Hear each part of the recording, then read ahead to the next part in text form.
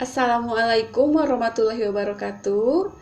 Bertemu lagi dengan Ibu dalam pelajaran prakarya. Hari ini kita akan belajar tentang kerajinan limbah lunak untuk kelas 7 di semester genap ya. Sebelum belajar, kalian harus mengetahui dulu tata tertibnya. Yang pertama adalah membaca doa terlebih dahulu, siapkan buku dan alat tulis, perhatikan dengan baik setiap materi yang akan diberikan oleh guru. Yang keempat, kerjakan setiap tugas yang diberikan guru dengan sebaik mungkin. Yang kelima, pengumpulan tugas paling lambat pukul 18. Yang keenam, bagi yang mengumpulkan tugas berarti sudah masuk absensi dan mengikuti kelas. Bila tugas tidak masuk, dianggap alfa dan tidak mengikuti pembelajaran. Nah, sebelum ke materi, kalian harus mengetahui dulu tujuan dari pembelajaran kali ini. Yang pertama adalah menjelaskan prinsip kerajinan bahan limbah lunak. Yang kedua adalah menjelaskan pengertian jenis bahan limbah lunak. Yang ketiga adalah memahami jenis dan karakteristik bahan limbah lunak. Nah, sekarang kita sudah masuk ke bab 1, kerajinan limbah lunak. Kalian bisa melihat di buku paket prakarya kalian halaman 3. Nah, sekarang apa yang kalian lihat di gambar ini adalah jenis bahan limbah lunak ya. Ini adalah jenis bahan limbah lunak. Informasi apa yang dapat kalian peroleh setelah mengamati gambar di atas? Apa saja jenis bahan limbah lunak yang ada di sekitarmu? Gejala-gejala apa yang terjadi pada masalah lingkungan tersebut? Tindakan apa yang dapat diambil untuk mengatasi limbah tersebut? Nah, untuk memahami itu, maka selanjutnya pelajarilah materi berikut ini. Yang harus kalian ketahui adalah sampah. Sampah itu apa sih? Sampah adalah suatu bahan yang terbuang atau dibuang dari hasil aktivitas manusia sehari-hari maupun proses alam yang belum memiliki nilai ekonomis. Sampah merupakan limbah padat, menghasilkan bau tidak sedap dan tentunya dampaknya akan merusak lingkungan. Sampah hanya dapat diolah dengan cara dibuang lalu dibakar atau ditimbun dalam tanah. Yang kedua adalah dimanfaatkan sebagai pupuk tanaman. Nah, tahukah kamu bahwa limbah terdiri dari beberapa kelompok? Yaitu yang pertama adalah berdasarkan wujudnya. Limbah dilihat dari fisiknya terdiri dari satu ada limbah gas, merupakan jenis limbah yang berbentuk gas. Contohnya adalah karbon dioksida, karbon monoksida, HCl, NO2, dan SO2.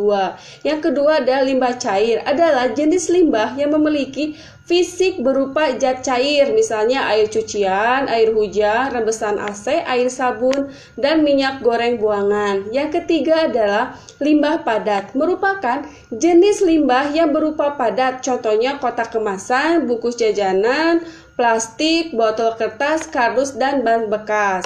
Nah, ini adalah contoh dari limbah gas ya. Yang kedua ini adalah contoh dari limbah padat. Yang ketiga ini adalah contoh dari limbah cair ya. Nah, sekarang berdasarkan sumbernya. Berdasarkan sumbernya ada 4. Yang pertama adalah dari limbah pertanian. Yang kedua adalah limbah dari industri. Yang ketiga adalah limbah pertambangan. Yang keempat adalah limbah domestik ya. Nah, sekarang berdasarkan senyawanya. Berdasarkan senyawanya, limbah dibagi lagi menjadi 2 jenis, yaitu satu adalah limbah organik. Apa sih limbah organik? Merupakan limbah yang bisa dengan mudah diuraikan atau mudah membusuk. Limbah organik mengandung unsur karbon. Limbah organik dapat ditemui dalam kehidupan sehari-hari, contohnya kulit buah dan sayur, kotoran manusia, dan kotoran hewan. Yang kedua adalah limbah anorganik, adalah jenis limbah yang sangat sulit untuk bahkan tidak bisa untuk diuraikan atau tidak bisa membusuk.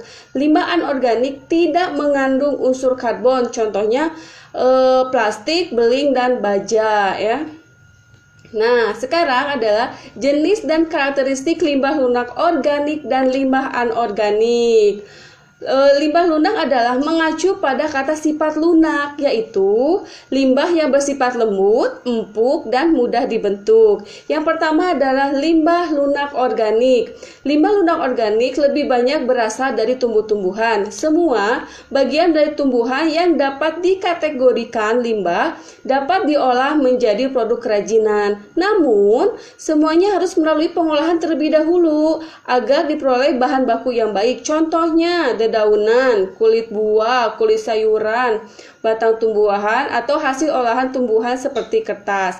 Nah, ini adalah gambar dari jagung, dan ini adalah dari kulit bawang, ini ada dari kulit kacang, dan ini ada limbah dari pelepah pisang ya.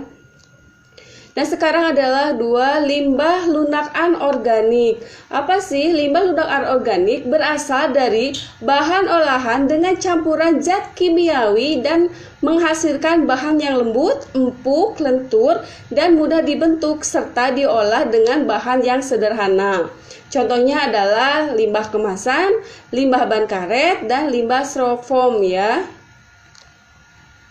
Setelah itu, kalian belajar tentang prinsip-prinsip yang bisa diterapkan dalam pengolahan sampah dikenal dengan 3R. Apa sih 3R itu? Yang pertama adalah mengurangi atau reduce, meminimalisir barang atau material yang kita gunakan. Semakin banyak kita menggunakan material, semakin banyak sampah yang dihasilkan. Yang kedua adalah menggunakan kembali atau reuse, memilih barang-barang yang bisa dipakai kembali. Hindari pemakaian barang-barang yang sekali pakai lalu buang. Yang ketiga adalah mendaur ulang atau recycle. Barang-barang yang sudah tidak berguna didaur ulang lagi. Tidak semua barang bisa didaur ulang, tetapi semua ini sudah banyak industri kecil dan industri rumah tangga yang memanfaatkan sampah menjadi barang lain. Contohnya untuk bahan kerajinan ya. Bila pembahasan materi ini belum jelas, kalian bisa lihat dan pelajari di buku paket prakarya halaman 2-10 ya. Nah, setelah kalian memperhatikan materi, saatnya sekarang mengerjakan tugas pengisian penilaian sikap dan LKPD. Nah, ini adalah LKPD-nya ya. Deskripsikan tindakan pengolahan limbah lunak, jenis limbah lunak. Nanti untuk pengisian ini akan Ibu jelaskan lagi di grup WA ya, di grup WA prakarya. Ungkapkan perasaanmu saat melakukan tindakan pengolahan limbah bahan lunak yang ada di lingkungan sekitarmu. Nah, ini adalah penilaian sikapnya. Nanti kalian tulis, lalu kalian isi rubriknya ada di bawah ya, skornya ada 4, 3, 2, 1 ya. Pembelajaran hari ini Ibu cukupkan sekian. Bila ada yang tidak mengerti, nanti kita akan membahasnya di grup prakarya ya, di kelas grup prakarya ya. Dengan bekal ilmu, seseorang bisa bertahan hidup. Di masa adaptasi kebiasaan baru, ingat selalu pesan Ibu.